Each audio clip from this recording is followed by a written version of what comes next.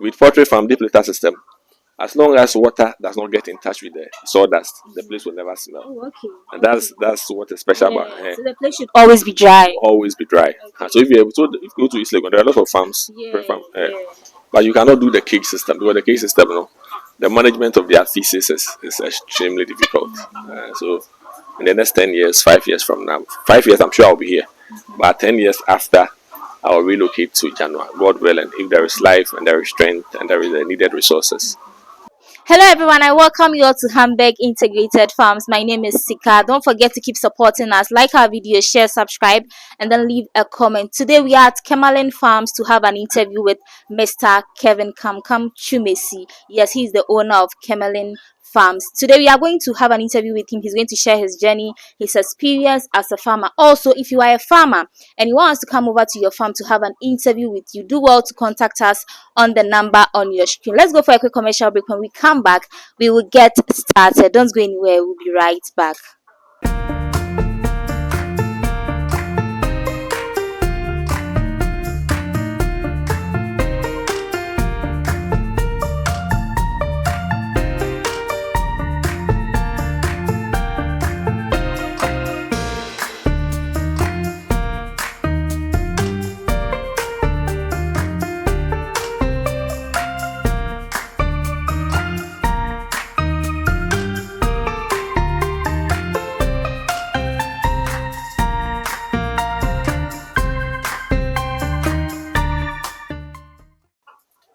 Welcome back from that quick commercial break. My guest is right here with me. Let's get started. Hello, sir. How are you doing? I'm doing very well, and you? I'm also doing well by God's grace. How is business going?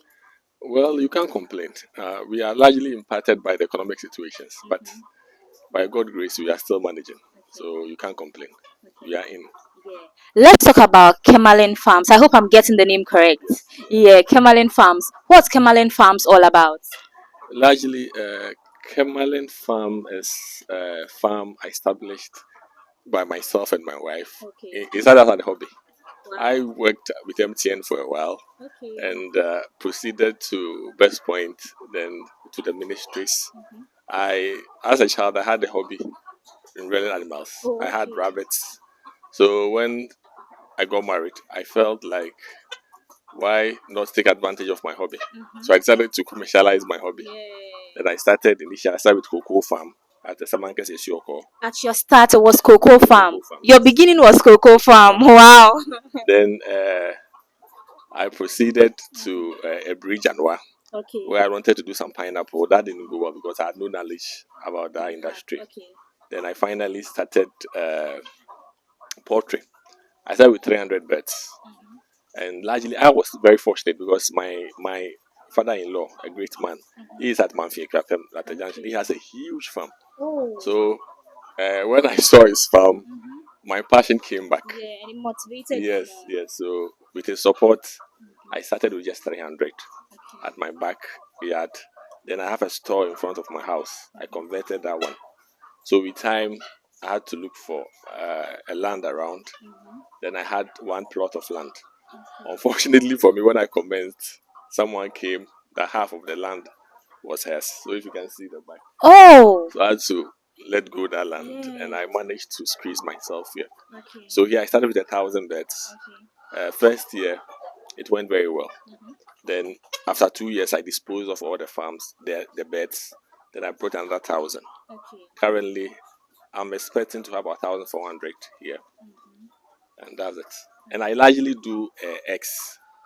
Then once in a while, I get broilers, maybe 500, 600. Yes. But your main thing is the layers. Yes, I do layers. Yes, that's what I do here. So let's talk about when you started. How many years have you been in this business? If I add this year, I'm in my 5th year. 5th year. How has the progress been like? It's good. It's good, but the challenge is basically about the cost of feeding. When I commenced this business, I used to prepare my own feed. A bag of maize, then size 5, you know the size 5, the huge bag, was about 125 cedis. Right now, it's 1,700. So the cost of feed.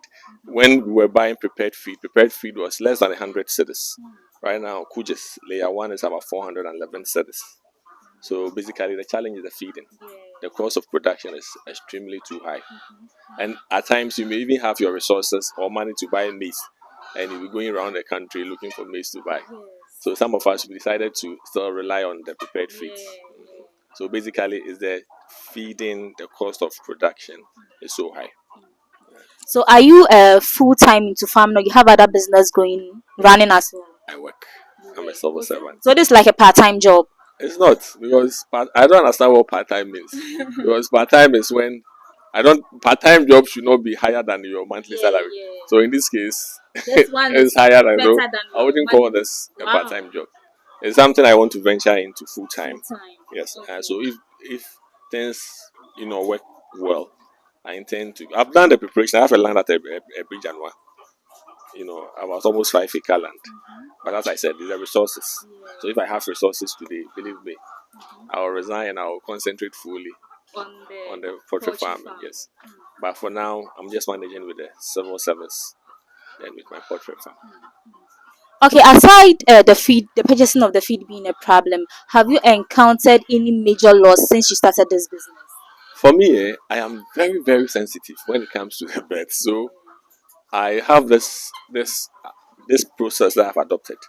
I make sure every 2 weeks I disinfect the area.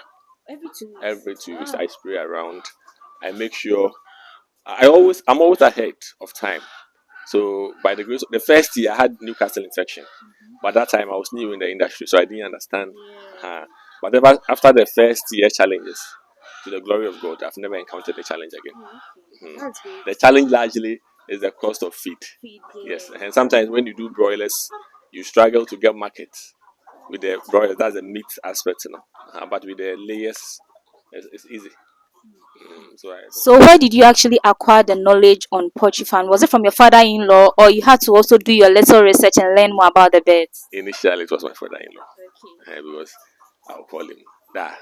Then I was just calling him, but he was very helpful. And through him, I also met one David at Mampong. So sometimes I feel like I'm worrying the old man too much. Then instead of calling the old man, I'll call David. Then David will help me. And there is one veterinary officer, Mr. Buama.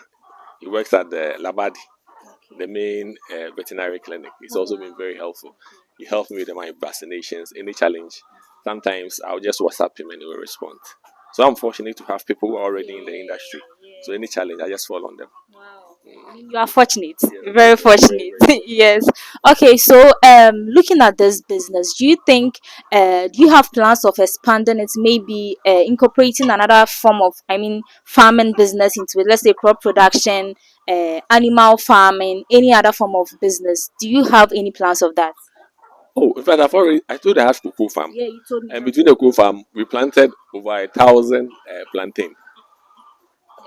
But largely, I was not expecting money from. So largely, I give it out the plantain. Yes. Give it out for free. Oh yes, yes. Wow. I largely do that. So there are those who come to help me on the farm, and when you go to the villages, you see some of these young women. So I can tell you, you can go for some and sell. So my focus was more on the cocoa, but intermittently we can raise maize and all that. But maize, as I said, I don't sell them. I give it out. Then sometimes too, I eat some. That's basically what I do. Then the January, so I have a land. The very first year I commenced this business, I made a plan for the bigger one. So I invested in the land at January. But as I said, it's the resources. So I'm largely here purely because I don't have the resources to go to January. If I have it today, as I told you earlier on, I'll resign from my work and all my concentration will be there. Yes. Let's talk about your future plans for this farm. How do you see yourself in, let's say, 3 to 5 years from now? From now, this area is a residential area. So the next 10 years, it may be difficult to hold on to the farm here. So as I said, I made preparation at January to move from here. Then I'll convert it to a residential property. So basically, that's the plan. Because you realize there are buildings coming up around. So obviously, after 5, 10 years, the neighbors will be complaining. Well, the birds are loud. Those in the cages. Sometimes deep litter. If you go to East Legon, there are farms around. Yes. The deep litter system is easy when you are able to manage the scent.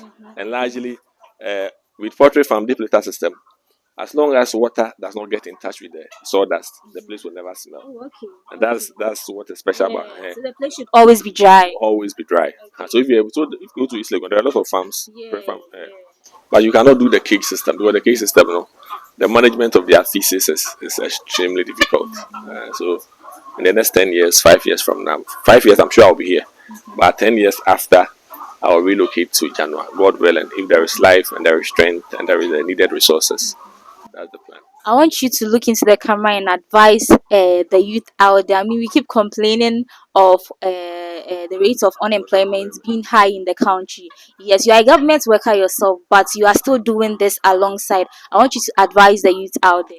Yes, I've always maintained that uh, you can always start something, no matter how small it is. Often the youth, the ambition is start big, big, big, big. But believe me, my father-in-law tells a story where he started with 6 beds. Right now he has, if I'm not exaggerating, almost 40,000 beds. 40,000. So if he started with six Yeah. and me, I started with 300, then I believe I'm on the right footing. So no matter how small, I've encouraged some young guys that started with just 100 eggs and 100 beds. If you're able to keep the beds very well, you get 3 crates. So even averagely, we are selling an egg for 50 cities. It means 150 cities a day. Yes. So 150 cities, 50 cities will go into the cost of feeding. 7 cities is your income. So all you need to do is to have a culture of saving. So put 50 cities down. At the end of the month, how much do you have? And our business is every day. So it means 31 or 30 days. Wow. So I encourage the youth to venture into some of these things. It may not necessarily be poultry. You can be in a residential area. You can engage in a snail farm. You know snail farming. That is very quiet, no scent. There are not hence one No snail. points too. Last time I checked that in Sawim, one snail was about 45 cities or 50 cities. The big one, the red ones. So I do something. Sometimes you need not to even be unemployed before you do something. It's always good. My former pastor will always say, if you are working and you lose your job today and you cannot feed, you don't have a future. So he will tell you, try and generate other sources of income, no matter how small it is. So as I said, generate more incomes, no matter how small. If you want to get an income that will bring you, huge Sums of returns, money. you may never get there. So something small, then with that small thing, with the grace of God, you can move forward with that. As a battery cage system very expensive Now the things are expensive because they are all imported. compared to the normal ones? Oh, but battery cage is expensive. It's expensive. But the good thing is that there are some carpenters are able to improvise, and that is cheap. So if you're unable to buy the metal ones, you can just get a good picture. The local carpenters, they're able to make a very nice one at your own convenience.